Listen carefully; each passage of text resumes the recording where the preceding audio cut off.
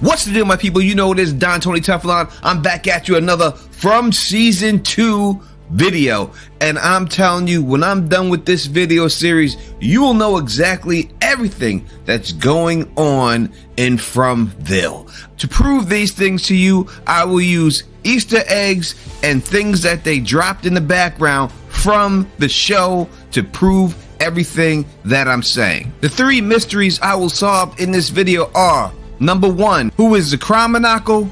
Who is the Lonely Dragon? And where are they?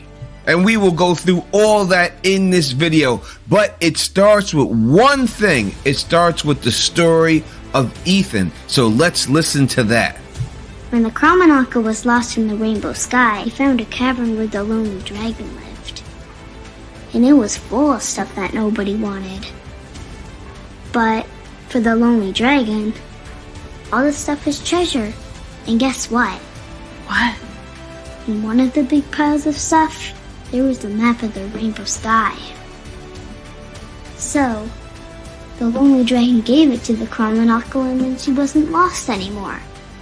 So maybe we'll find a map in here. Now, if we're going by that this story is exactly what's going on here, we have to ask ourselves one question. Who is the Chronicle? The Chronicle is the lead character in this story, the person who is lost and the person who eventually finds their way home. Since I told you that Jade is the key, I guess you think that Jade is the Chronicle, but that would be wrong. Jade is not the Chronicle. In fact, Ethan gives us a hint of who the Chronicle is in his story. So, the Lonely Dragon gave it to the Chronicle, and then she wasn't lost anymore. So maybe we'll find a map in here. So we can clearly hear Ethan say she. So that means the Chronicle is a woman, and the Chronicle finds a cavern of the Lonely Dragon. Now, who is the only person in this show that we have seen digging and inside of the catacombs? That's one woman that's done that, and that woman is Tabitha. Tabitha is the Chronicle. So who is Jade then? Well, there are 2 people in this story. Number 1 is the Chronicle, and the second one is the Lonely Dragon, making Jade the Lonely Dragon. The definition of lonely is sad, because one has no friends or company, without companions, solitary. If we look at Jade, he came with a friend, but his friend died, and we see him cry and grieve that his friend was no longer with him, making him sad and making him lonely as the Lonely Dragon. We also hear him get referred to as a dragon in the show. I'm gonna roach you like an alabaster ring. So we have our 2 players. The Chronicle is Tabitha. The Lonely Dragon is Jade. And something else that connects to both of them, if you're not totally sold right now, is they are the only 2 people on this show who get visions and have not had a seizure. Everybody else in the show has a seizure to get a vision, but those 2 people got visions without having a seizure. And those 2 people, I believe, from the trailer that we just seen with Tabitha with the 2 little girls, the 2 little boys, Raggedy Ann and Andy, it seems like she's the only one who could see them, just like Jade is the only one who sees the visions that are being sent to him. Also, in Tabitha's vision, when you go through it, you can see that she sees the finger puppets that Ethan was playing with on the steps on the way out. One is supposed to be the Chronicles, the other one is the Lonely Dragon. Alright, now that we have the players, let's move this forward. First, this starts off with Toby running the Matthews off the road. We'll focus on Toby for a little bit here. After that, they take Toby into the hospital. While he's in the hospital, Sarah is told by someone in her head that Toby must go, that she has to kill Toby. She tries to fight it off for a little while, but she can't fight it off. Eventually, she just gives in and she kills Toby. So why do they want Toby? If you look at the chalkboard that's behind Toby, it says, "Deep into the darkness peering, long I stood there, wondering, fearing, doubting. dreaming dreams no mortal ever dared to dream before. And this is a poem from Edgar Allan Poe. The poem explores how grief can overcome a person's ability to live in the present and engage with society. Over the course of the poem, the speaker's inability to forget his lost love Lenore drives him to despair and madness. Now, they could have used any part of this poem that they wanted. This is not even the most famous part of the poem, but they chose to use this line, and I think that's significant. The set of From is 100% built by the people who made the show, meaning that everything in this show that you see is placed there on purpose, and it has a meaning. The fact that they used this poem in these lines and put it behind Toby is not accidental. It's meant to be there. So we have to look at what this says. When we look at the word, one stands out to me specifically, and that is mortal.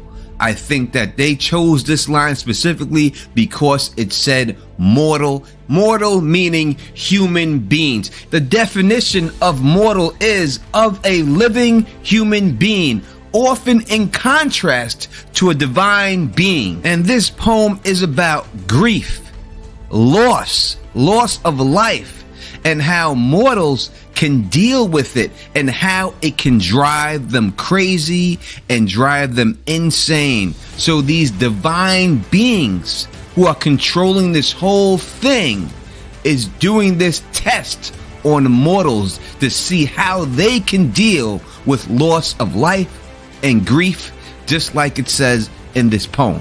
And when this poem was first released in 1845, it was noted for its musicality, a stylized language, and supernatural atmosphere. When you deal with supernatural things, you're dealing with things that are above nature, something that cannot be solved in common terms. This term is attributed to non-physical entities such as angels, demons, gods, and spirits. It also claims abilities embodied in such beings such as magic, telekinesis, levitation, precognition, and telepathic abilities. Also in 1845, there was not just one, but there were 2 UFO sightings in that time period during that year. Also, anything not of this planet is considered to be an alien, whether it's a god or it's an angel or anything else, a spirit. If it doesn't come from this planet, it is an alien. So why did Toby have to die? Well, once Jade realized that this was not a dream, a game, that's what he first thought when he got there the whole time, that Toby set this whole thing up and this was just a game.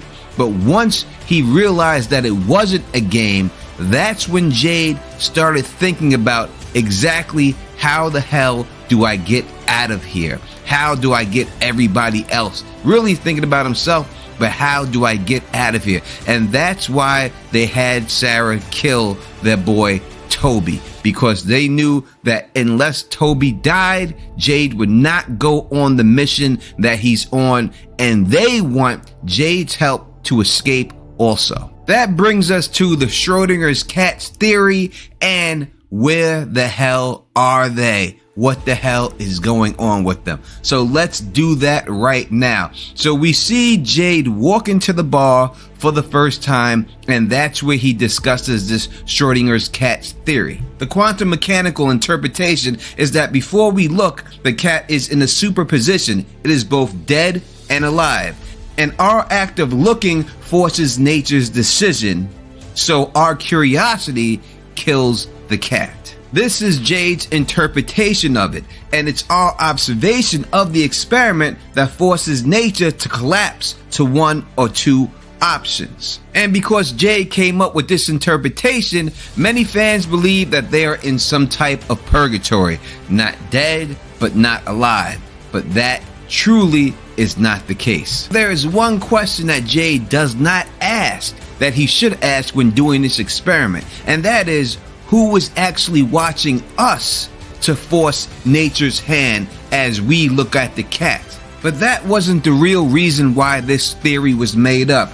Erwin Schrödinger made this experiment and designed it to shine a spotlight on the difficulty with interpreting quantum theory, saying that a lot of people get it wrong. And that's exactly what happens with Jade. When we see him walk up to this place, what's he thinking? I'm getting a special relative. Klein. Hardy's. He thinks of Hardy, he thinks of Klein, he thinks of Einstein, Podolsky, and Rosen. But just like the Schrodinger's cat, which is the exact next scene, it's hard to interpret. And there's one thing that he forgot to think about, and that explains exactly where they are. He should have put Einstein and Rosen together and talked about the Einstein-Rosen bridge. In this theory, you can have a sink and someone can go down into the pipe of this sink and come out of the other side of the pipe and be in the exact same sink, but it's in a different dimension, a different space of time, controlled by fourth or fifth dimensional beings. Kind of like the movie Interstellar, when Cooper is able to interact with his daughter Murphy through space-time because he's stuck in the fourth dimension. And although his mission was to go out into space to figure out why these anomalies were happening on Earth, it turned out that they were happening because he in the future was stuck in the fourth dimension, and that's what caused the problems on the planet. And that's where I'll end this video. I have a lot more to say, so make sure you subscribe to the channel, thumbs up the video so that you can be notified every time I drop a new one. And until next time, you know who it is. Peace and stay sexy.